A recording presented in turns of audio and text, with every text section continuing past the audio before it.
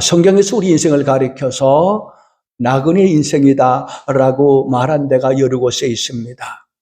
믿음의 조상 아브라함이 헷 족속에게 자신의 아내 사라의 매장지를 구할 때에 나는 당신들 중에 나그네요 거류하는 자다라고 했고, 야곱은 자신의 나이를 묻는 애굽의 바로왕 앞에서 내 나그네 길의 세월이 130년이니이다.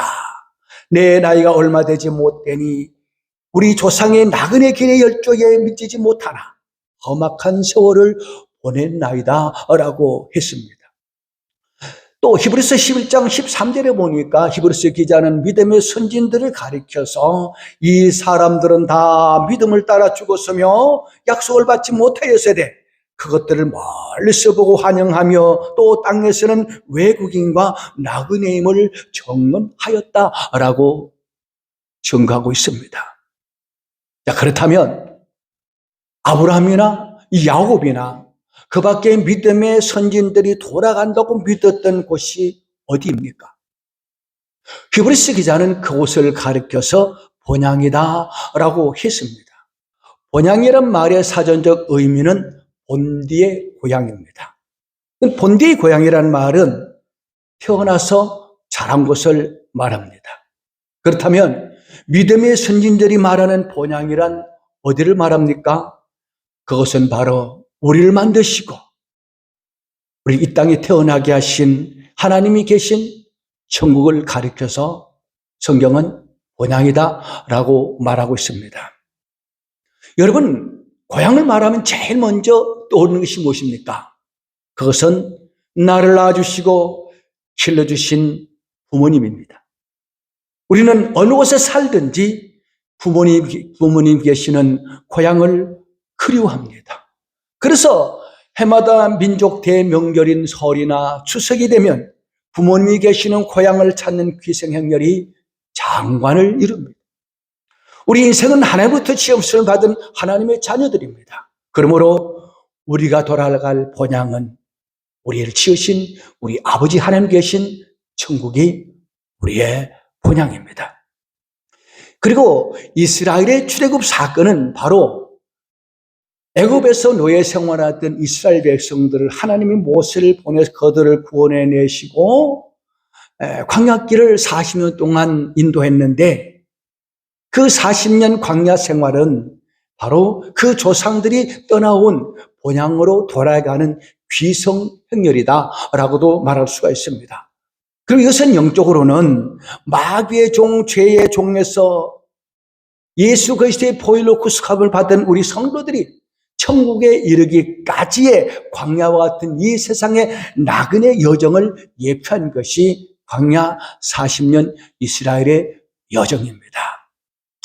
그리고 지금 우리가 오늘 12번째로 묵상해온 시편 23편은 목동 출신인 다윗이 선한 목자이신 예수 그리스도를 구주로 영접한 성도들이 그분의 인도하심을 따라 하나님 계시는 천국에 이르기까지의 세상에서 나그네 여정을 목가적 표현으로 노래한 것입니다.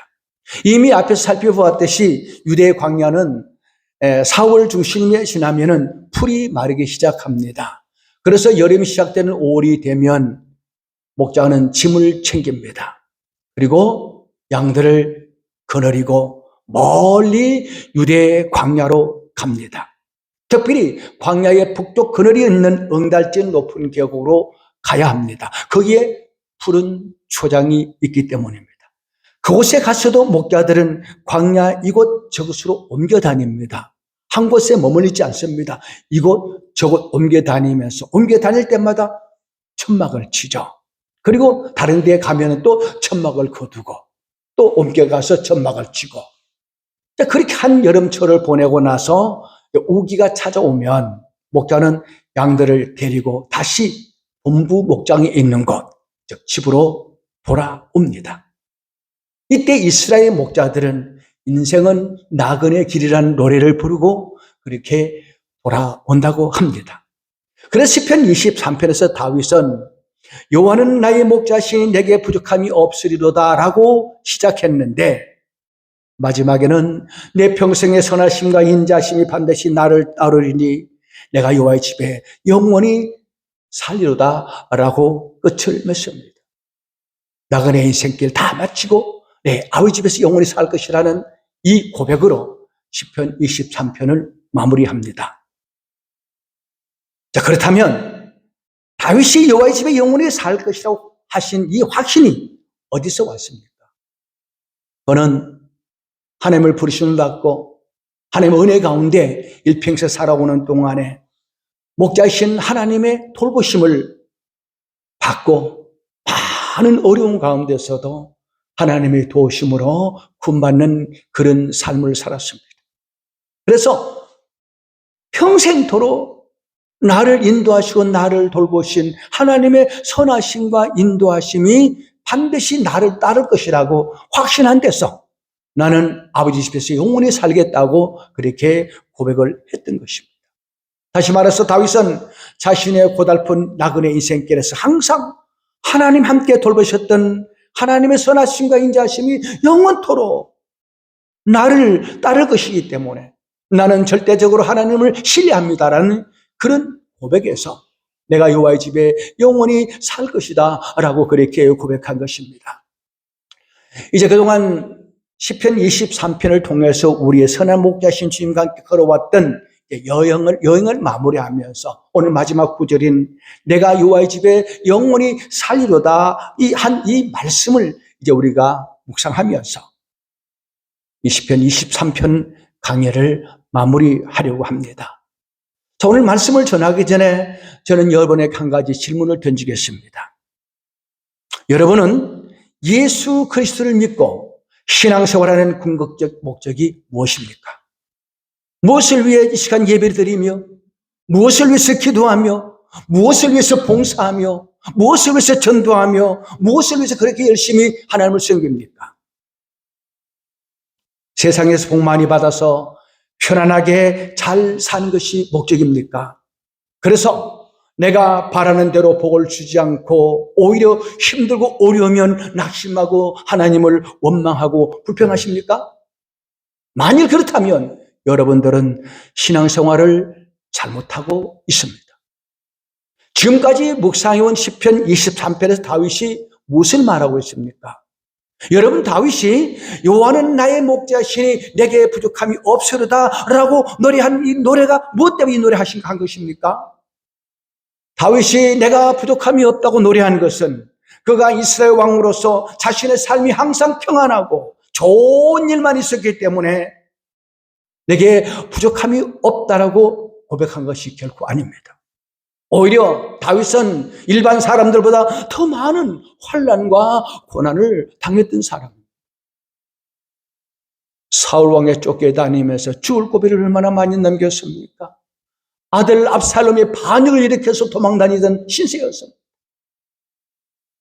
그 고달픈 삶의 여정에서 하나님께서 항상 당신의 선하심과 인자하심으로 돌보셨고 또한 평생토록 그 선하심과 인자하심이 반드시 나를 따를 것을 믿고 그는 세상에 소망을 두지 않고 하나님의 집에 소망을 두고 천국에 소망을 두고 살았기 때문에 나는 부족함이 없습니다. 왜? 나는 아버지 집에 영원히 살 것이기 때문입니다. 라는 이 고백으로 시편 23편을 마무리하고 있습니다. 자, 그렇다면 여기서 다윗이 살고 싶다고 말한 여호와의 집은 과연 무엇을 의미합니까? 성경에서는 여호와의 집을 두 가지로 말하고 있습니다. 따라서 다윗은 내가 여호와의 집에 영원히 살 것이라고 고백한 이 고백 속에서 다윗은 이 두 가지를 염두에 두고 말했던 것입니다. 먼저 여호와의 집은 하나님이 성전을 가리킵니다. 구약 성경 이사야 56장 7절에 보서 하나님은 성전을 가리켜서 내 집이다 라고 말씀했습니다. 누가복음 19장 45절에서 예수께서는 성전을 가리켜서 내 집이다 라고 말씀하셨어요. 또 디모데전서 3장 15절에서 바울은 교회를 하나님의 집이다 라고 말하고 있습니다.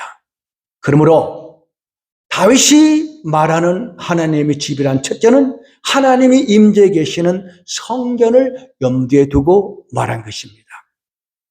특히 다윗은 하나님을 사랑하다 보니 그의 평생에 하나님의 집인 성전을 짓겠다고 했습니다. 그것이 일평생 소원이었습니다. 아버지 계시는 성전을 건축하겠다는 것. 그래서 하나님은 그를 가리켜서 최고로 마음에 합한 사람이라고 칭찬을 하셨던 것입니다. 그리고 여호와의 집은 영원한 하나님이 계시는 천국을 가리킵니다. 요한복음 14장 1절 3절에서 예수님이 이렇게 말합니다. 너희는 마음에 근심하지 말라. 하나님을 믿으니 또 나를 믿어라. 내 아버지 집에 거할 곳이 많도다. 내가 너희를 위하여 거처를 예비하러 가노니 가서 너희를 위하여 거처를 예비하면 내가 다시 와서 너희를 내게로 영접하여 나 있는 곳에 너희도 있게 하리라 말씀하셨습니다. 무슨 말입니까? 주님이 왜 이 땅에 오셨다고요? 우리를 구원하신 목적이 무엇이라고요? 아버지 집, 천국으로 데려가기 위해서 오셨다는 거예요. 그리고 우리의 구속을 이루어 놓으시고 다시 성천하셨는데 지금 하늘나라에서 천국에서 우리가 돌아갈 거처를 준비하고 계시고 이 거처가 다 준비되면 주님 다시 오십니다. 우리 데려가시는 거예요. 천국 가는 거? 이게 바로 우리 기독교 신앙생활의 궁극적 목적이다 하는 그런 말씀입니다. 양들은 광야에서 몇 달 동안 풀을 뜯어 먹고 좋은 물을 마시면 살이 푸둥푸둥 오릅니다. 들도 자랍니다. 그러다가 우기가 되면 목자의 집으로 돌아오게 되죠. 그리고 목자의 집에 와서 제일 먼저 털을 깎습니다. 어떤 경우에는 그 양을 번제의 제물로 죽음을 당할 수도 있습니다. 유월절 양이 되거나 잔치상에 오르기 위해서 도살을 당할 수도 있습니다. 그런데 양은 털을 깎을 때나 유월절 제물로 죽음을 당할 때나 도망가지 않고 잠잠합니다. 이사야 53장에서 나오는 것처럼 주인이 털을 깎고 칼로 찔러도 목잡에서 잠잠하다라고 표현하고 있습니다. 왜요? 목자는 무조건 선하고 무조건 좋으시고 무조건 인자시기 때문에 양은 목자가 하는 대로 자신을 온전히 의탁합니다. 마찬가지로 하나님을 자기 목자로 섬기는 진실한 성도는 주님을 위해 핍박을 당하고 죽임을 당하여도 나는 선한 목자이시면 주님을 믿고 따른다는 고백하면서 고난을 견디고 심지어 순교도 기쁨으로 당합니다. 왜냐하면 이 세상 떠나는 날 영광스러운 하나님의 집으로 돌아가기 때문이죠. 그리고 온갖 핍박을 당하면서 순교를 당하면서도 그렇게 또 기뻐할 수 있는 것은 하나님이 행하신 일은 무조건 좋은 것이니까. 내가 매맞고 굶주리고 내가 헐벗고 굶주리고 고난을 당할지라도 하나님이 나를 좋게 하시기 위하여 행하신다고 믿기 때문에 하나님을 진심으로 신뢰하는 성도들은, 믿음의 선진들은 환난 중에도 천국을 소망하면서 하나님을 찬양하며 묵묵히 주의 인도하심을 따라 나그네 생을 잘 걸어갔다고 성경은 우리에게 말해주고 있습니다. 그래서 다윗도 이렇게 고백하고 있습니다. 다윗이 이렇게 고백합니다. 하나님, 이 세상은 내가 영원히 살 곳이 아닙니다. 이 세상은 잠깐이요, 나는 나그네 길을 걷고 있을 뿐입니다. 나에게는 영원히 돌아갈 살 집이 있습니다. 그것은 바로 나의 선한 목자이신 아버지 집입니다. 그래서 나는 이 세상을 떠날 때 영원한 아버지 집에 가서 살 것입니다. 나는 목자 되신 하나님이 너무 좋습니다. 비록 지금은 이 땅에서 고달픈 삶을 살고 있지만 하나님이 나의 목자이시고 나의 아버지가 되기 때문에 나는 너무 행복합니다. 나는 만족합니다. 나는 부족함이 없습니다. 그리고 나는 날마다 아버지 집에 집을 삼하지 않을 수가 없습니다.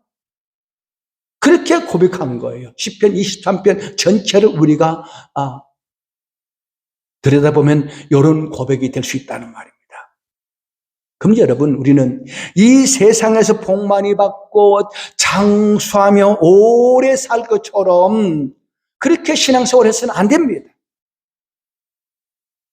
언젠가 돌아갈 본향을 사모하면서 그 아버지 집에서 아버지와 함께 영원한 행복을 누릴 것을 바라보면서 이 세상은 잠시 머물다가는 나그네 인생길이다 라는 그런 믿음으로 살아야 한다는 말입니다.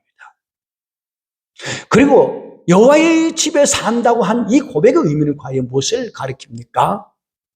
여기 다윗이 내가 여호와의 집에 영원히 살도록 하였는데, 이 말은 이 땅에서 하나님의 집인 교회 중심으로 살겠다는 그런 의미입니다. 교회는 하나님의 집입니다. 그리고 이스라엘의 목자 모세를 하나님을 대신해서 목자로 세웠던 것처럼 목사는 주님이 세우신 작은 목자, 대리 목자입니다. 주께서 베드로에게 뭐라고 말씀하셨죠? 내 양을 치라. 네가 나를 대신해서 내 양을 치는 나의 작은 목자가 되라. 그렇게 임명을 하셨어요. 구약 이스라엘의 12지파들은 하나님의 성전을 중심으로 12지파가 이렇게 성막을 중심으로 천막을 치고 그렇게 생활합니다. 제사장이 나팔을 불면 각 성막에 있던 12지파들이 성전으로 모입니다. 그곳에서 하나님을 만나고 함께 예배드리며 성도의 아름다운 교제를 나누었습니다. 다윗도 이스라엘 왕이었지만 항상 성전 중심으로 살았습니다. 여러분, 그가 이스라엘 왕이 된 후에 제일 먼저 한 일이 무엇인지 아십니까? 그것은 엘리 제사장 때 블레셋에게 뺏겼던 법궤를 찾아오는 것이었습니다. 사울은 그가 왕이 되었어도 법궤에 대한 전혀 관심이 없었습니다. 그러나 다윗은 제일 먼저 법궤를 찾아오는데, 법궤가 예루살렘으로 들어올 때 다윗이 너무 기뻐서 덩실덩실 춤을 췄습니다. 얼마나 힘겹게 춤을 췄던지 그 옷이 그냥 포자기 같은 거니까 아랫도리가 다 보였단 말이에요. 그러니까 그의 아내 미가엘이 왕이 채통 없이 그게 무슨 꼴이냐고 비웃다가 하나님이 저주를 받아서 아이를 못 낳습니다. 하나님은 박수치며 춤추며 하나님을 찬양하는 다윗을 너무너무 기뻐하신 거예요. 그리고 다윗은 그 법궤를 성막에 모셔놓고 마음에 근심이 있습니다. 나는 화려한 왕궁에 사는데 우리의 아버지는 저 초라한 영체 천막 속에 계시니까 우리 아버지 집을 내가 아름답게 지어야 되겠다. 그래서 성전 건축이 아버지 집을 세우는 것이 그의 평생 소원이었어요. 특히 사울 왕에게 쫓겨다닐 때나 압살롬의 반역으로 도망칠 때에 다윗의 소원 한 가지가 무엇인 줄 압니까? 성전에 올라가서 하나님 앞에 예배 드리는 것, 하나님을 만나는 것을 최고 우선의 소망으로 여겼습니다. 시편 27편 4절에 보니까 다윗이 그 고통 중에서 바라는 소원을 이렇게 말하고 있습니다. 내가 여호와께 바라는 한 가지 일, 그것을 구하리니 곧 내가 내 평생에 여호와의 집에 살면서 여호와의 아름다움을 바라보며 그의 성전에서 사모하는 그것이라. 여러분, 도망다니면서 언제 내가 주의 성전으로 올라가서 하나님께 예배드리면 하나님을 만날 것입니다. 이게 다윗의 소원이었다는 말이에요. 또 시편 84편 7절에 보니까 주의 궁경에서 한 날이 다른 곳에서 첫날보다 나은 적 악인의 장막에 사는 것보다 내 하나님의 성전 문지기로 있는 것이 좋사오니 라고 했어요. 성전 중심, 교회 중심으로 사는 것이 하나님의 집에 거하는 삶이에요. 그러면 성도들이 이 땅에 사는 동안에 교회 중심, 목자 중심으로 살아야 합니다. 교회를 가까이 하고 교회를 사랑해야 됩니다. 그리고 주님의 대리 목자인 목사의 가르침을 잘 받고 그 가르침에 순종하는 것, 이것이 아버지 집에 사는 성도의 삶이다 하는 그런 말이에요. 그리고 아버지 집에 산다는 말은 이 땅에서 영원한 천국을 사모하며 살겠다 하는 그런 고백입니다. 우리도 결국 지금 낙인의 길을 걷고 있습니다. 아무리 이 땅에서 삶이 좋아도 우리는 어디까지나 나그네입니다. 나그네는 언젠가 돌아가야 할 집이 있습니다. 그 집은 바로 영원한 천국입니다. 그래서 성경은 우리 몸을 뭐라 그러죠? 장막이라 그랬습니다. 이 장막이라는 말은 텐트라는 말이에요. 텐트가 뭡니까? 임시 거처인 것입니다. 아브라함도 이 땅에 나그네 생을 살면서 이 살 때마다 천막을 치고 또 다른 것을 옮기면 천막을 두고 그렇게 살았어요. 이 장막, 이 텐트를 치는 데 있어서 가장 중요한 것이 텐트를 연결해주는 줄입니다. 성경은 이 장막줄이 끊어지는 것을 우리 육체가 죽는 것으로 묘사하고 있습니다. 욥기서 4장 21절에 보면 장막줄이 그들에게서 뽑히지 아니하겠느냐. 그들은 지혜가 없이 죽느니라. 장막줄이 끊어지면, 이 육체가 죽으면 우리는 천국 간다는 것이 성경의 가르침입니다. 그래서 이 땅에 살면서 가장 중요한 것은 천국을 사모하며 사는 것입니다. 여러분, 사도 바울은 그 평생 소원이 뭔 줄 압니까? 나는 하루라도 빨리 육체의 장막을 벗어나서 내 아버지 집에 가서 주님하고 영원히 사는 것이 소원이다. 그래도 내가 환난과 핍박 가운데 육체 안에 사는 것은 교회를 위하여 할 일이 있기 때문이다. 그렇게 고백했습니다. 우리는 너무 이 땅에 집착해서는 안 됩니다. 하나님을 사랑하는 사람은 하나님의 집인 천국을 사모해야 됩니다. 다윗은 항상 하나님의 집을 사모하며 살겠다고 고백했습니다. 그런데 요즘 성도들은 천국을 사모하는 마음이 사라지고 있습니다. 왜냐하면 이 땅이 너무 살기 좋은 거예요. 옛날에는 먹고 살기가 매우 힘들었습니다. 그래서 먹고 살기 힘들 때는 천국을 소망했습니다. 힘든 사람은 아이고 빨리 천국 갔으면 좋겠다 그러는데 잘 살면 그런 말 하지 않습니다. 여기 너무 좋으니까. 요즘 아파트가 얼마나 좋습니까? 저는 아파트 한 번도 살아보지 못했지만 화장실도 2개, 3개 정도 있습니다. 화장실 비데가 있잖아요. 텔레비전, 에어컨, 선풍기 모든 것을 리모컨 하나로 다 작동이 됩니다. 바깥에도 집안을 다 리모컨으로 다 스마트폰으로 조정할 수 있는 그런 시대를 살고 있습니다. 청소도 로봇 청소기가 구석구석 다 청소해 줍니다. 수도꼭지만 틀면 냉수도 나오고 온수도 나오고 얼마나 살기 편하고 좋습니까? 그러나 아무리 좋아도 이 세상과 비교할 수 없는 것이 바로 하나님의 집 천국입니다. 하나님 나라입니다. 다윗은 그의 인생 초반에는 고생도 많이 했고 죽을 고비도 많이 넘겼습니다. 나중에는 이스라엘 왕이 되어 아름다운 궁궐에서 세상에 부를 곳이 없는 호화로운 삶을 살았습니다. 그러나 다윗은 이 세상에 소망을 두고 살지 않았습니다.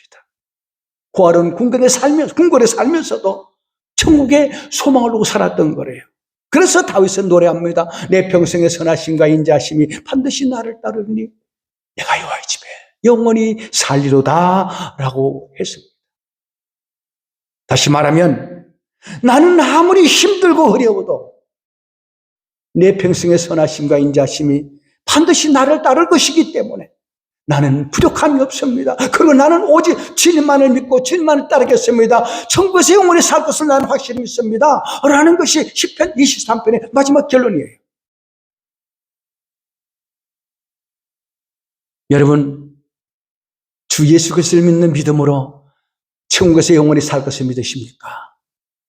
이 소망이 없다면 우리의 믿음은 다 헛것입니다. 그런데 한 가지 중요한 사실을 말씀드리겠습니다. 세상에는 많은 사람들이 살고 있습니다만 그러나 모든 사람이 다 천국에 갈 수가 없습니다. 우리 인간은 마치 목자를 떠나 길을 잃고 방황하는 양과 같이 우리의 일루상 아담과 하와가 하나님께 범죄함으로 우리의 목자신 하나님을 떠나왔기 때문에 우리 인생들이 어디서 왔다가 어디로 가는지 알지를 못합니다. 그래서 최중 가수가 불렀던 하수생이라는 노래를 보면은 인생은 나그네 길, 어디서 왔어 어디로 가는지 모른다고 말하고 있습니다. 그런데 예수님께서 목자를 떠나 방황하는 양을 찾기 위해서 온 산길로 헤맸던 목자처럼 우리들을 천국 데려가기 위해서 이 땅에 찾아오셨습니다. 그분은 우리의 죄를 대신 지시고 우리가 받을 형벌을 십자가에서 대신 당하심으로 우리 모든 죄악을 담당하셨습니다. 그리고 예수 그리스도를 나의 구주로 영접하면 지금이라도 곧 천국 갈 수가 있습니다. 예수께서 말씀하셨습니다. 내가 곧 길이요 진리요 생명이니 나로 말미암지 않고는 아버지께로 올 자가 없는 길이 없느니라. 예수 그리스도가 천국 가는 유일한 길이시며 우리의 생명의 주가 되십니다. 누구든지 예수 그리스도를 믿기만 하면 제사함을 받고 하나님 집인 천국에서 하나님과 함께 영원히 왕노릇하며 살게 될 것입니다. 양들이 있어서 목자를 잘 맞는 것이 가장 행복합니다. 세상에 내가 목자라는 거짓 목자가 많이 있습니다. 내가 그리스도다, 내가 재림 예수다, 내가 보혜사다, 온갖 사이비 이단자들이 자기가 목자라고 말하는데 가짜입니다. 오직 참 목자는 우리 죄를 대신 지시고 대신 형벌 받으시고 부활해서 승천하신 우리 처소를 준비하러 가신 예수 그리스도만이 우리의 참된 목자요 좋으신 목자이십니다. 아무리 힘들고 어려워도 내가 사망의 엄침한 골짜기로 지날지라도 우리는 무조건 목자를 따라야 합니다. 근데 히브리서 4장 1절 2절 보니까 한 가지 경고의 말을 하고 있습니다. 그러므로 우리는 두려워할지니, 누구를 가르치죠? 지금 우리를 가르쳐 말합니다. 우리는 두려워할지니 그의 안식에 들어갈 약속이 있을지라도 너희 중에 혹 이르지 못할 자가 있을까 함이라. 그들과 같이, 그들이 누구냐? 구약 이스라엘 백성들 같이 우리도 복음 전함을 받은 자이나 들은 바 그 말씀이 그들에게 유익하지 못한 것은 듣는 자가 믿음과 결부시키지 못함이라. 이것은 히브리서 3장에서 나오는 내용에 인용한 말인데, 히브리서 3장에 보면은 이스라엘 백성들이 애굽에 나와서 가나안까지 가는 40년 광야길을 걸어가는 동안에 끊임없이 마음이 강팍해서 지도자 모세를 대적하고 불순종합니다. 그 일로 인하여 그들은 가나안 땅에 못 들어갑니다. 마찬가지로 교회 다니면서 예수와 연합하지 못하고 하나님의 말씀에 부합하지 못하고 그 말씀을 따르지 못하고 내 욕심대로 고집대로 산다는 것은, 이것은 선한 목자를 따르는 삶이 아니란 말이에요. 그러므로 너희 가운데 혹시라도 천국에 들어가지 못할 자가 있는가? 조심하라. 두려워하라. 너희 자신을 돌아보라고 말씀하시는 거예요. 그러므로 우리 주님의 양된 우리 성도들은 주께서 나를 어디로 인도하시든지, 내가 가는 길이 힘들고 어렵든지 낙심하지 말고 두려워하지 말고 앞서가신 주님을 바라보며 그분의 말씀을 따라 순종하는 삶을 살아야 무사히 천국에 들어갈 수 있는 거예요. 저는 새벽마다 기도합니다. 여러분, 우리 성도들 가운데 한 사람도 나고자 없이, 한 사람은 천국 가지 못하는 사람 없이 다 천국 들어갈 수 있게 해달라고 매일같이 그렇게 기도합니다. 교회 다녀도 이스라엘 백성들이 출애굽했어도 가나안 땅에 들어가지 못한 사람이 있었던 것처럼 교회 안에도 염소들이 있단 말이에요. 가라에 있단 말이에요. 이 시간 여러분 자신 한번 들여다보시기 바랍니다. 나는 예수 그리스도 믿는가? 바울은 말합니다. 너희 자신을 시험하고 확정해보라. 만일 너희 안에 예수 그리스도 없으면 너희는 버리운 자다라고 말하고 있습니다. 한번 자신 있게 신앙 고백하는 것처럼 대답하시기 바랍니다. 예수 그리스도 하나님 아들이시며 그분이 나를 죄에서 구원하신 나의 목자가 되시고 나는 예수를 믿기 때문에 아버지 집에서 영원히 살 것을 확신하십니까? 아멘 하신 분들은 다 천국에 들어갈 수 있습니다. 그러므로 그날을 사모하면서 주님 앞에 예배 잘 드리고 헌신하고 순종하면서 충성하다가 영원한 천국에 들어가서 주님과 함께 영원히 안식하는 그런 저와 여러분 되시기를 우리의 선한 목자이신 예수 그리스도의 이름으로 축복합니다.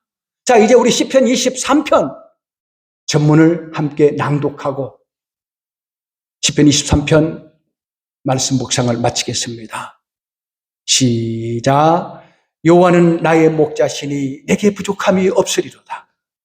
그가 나를 푸른 풀밭에 누이시며 쉴만한 물가로 인도하시는도다. 내 영혼을 소생시키시고 자기 이름을 위하여 의의 길로 인도하시는도다. 내가 사망의 엄침한 골짜기로 다닐지라도 해를 두려워하지 않을 것은 주께서 나와 함께 하심이라. 주의 지팡이와 막대기가 나를 안위하시나이다. 주께서 내 원수의 목전에서 내게 상을 차려주시고 기름을 내 머리에 부으셨으니 내 잔이 넘치나이다. 내 평생의 선하심과 인자심이 반드시 나를 따르리니 내가 여호와의 집에 영원히 살리로다. 이 노래가 우리 모두의 신앙 고백이 되고 우리의 노래가 되기를 주의 이름으로 축복합니다.